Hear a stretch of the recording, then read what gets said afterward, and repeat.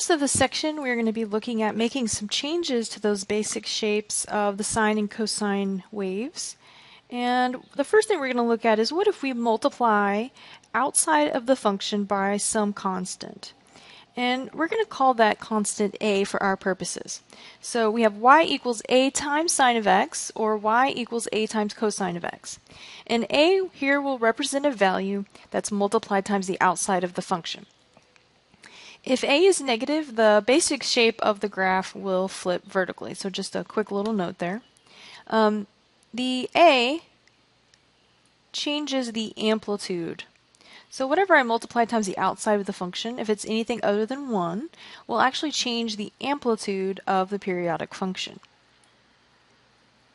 Amplitude is always considered to be positive because it does represent a distance from the middle of the graph to the top, and then we said from the middle of the graph to the bottom. Let's see how multiplying the front of the function will change this amplitude. So we're asked to graph y equals 2 times sine of x over a 1 period interval, so 1 full cycle of this function. Once again, we're putting in our angles and radians, so I have the quadrantal angles again. And when we multiply the outside of the function by 2, when we put the angle in place of x, so here I have 0 radians in place of x in my original function, what we're supposed to do is find the sine value first, and the sine of 0 is 0.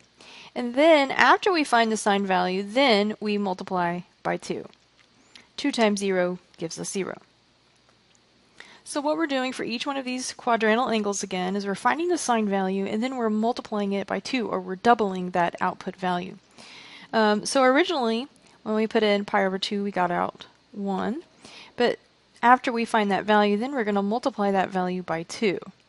So we get out 2 times 1, which is 2. So let's plot each one of these points that results from finding the sine value of that quadrantal angle and then multiplying it by 2. Anytime the output value was 0 and we multiply 0 times 2, then there are no changes.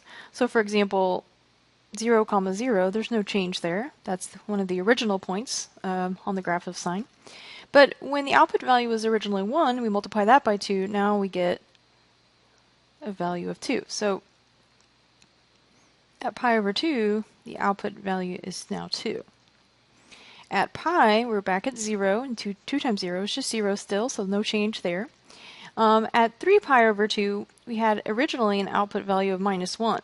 But now that we're multiplying that by 2, the graph now will go down to a y value of negative 2.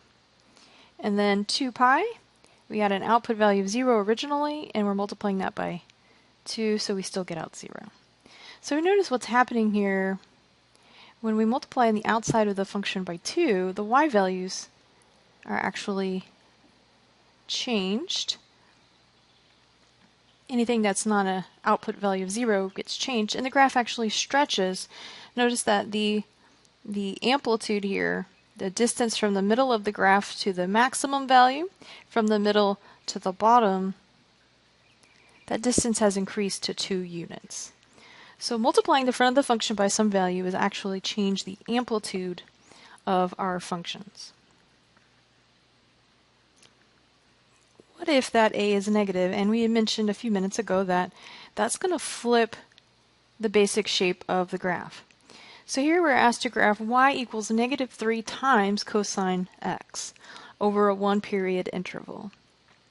Once again, we're putting in our angles in radians. And these are our 5 quadrantal angles that we put in at the beginning. And what we're asked to do is find the cosine value at each one of these angles, and then after we do that, we're going to multiply each one of those output values by negative 3. Now when we multiply by a negative, we know that that is going to change the sign. So let's see what happens when we plot these points. We have 0, negative 3. So that's way down here, and we go through, go down 3 units there. At pi over 2, we're still getting out 0. At pi, we're getting out a positive 3.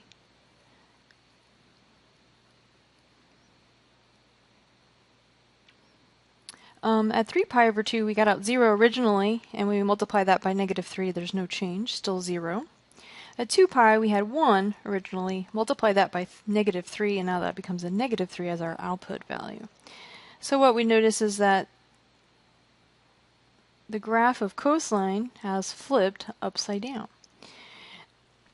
Now, something that's important, technically the distance between the middle of the graph to the top is still a distance of 3. So we would say in this case that the amplitude is still just positive 3. So that's important. Amplitude is the distance, and distance is considered to be positive.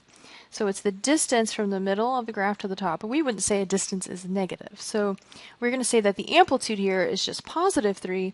However, the fact that the number that we multiply times the outside of the function is negative does flip our graph vertically from the original basic shape.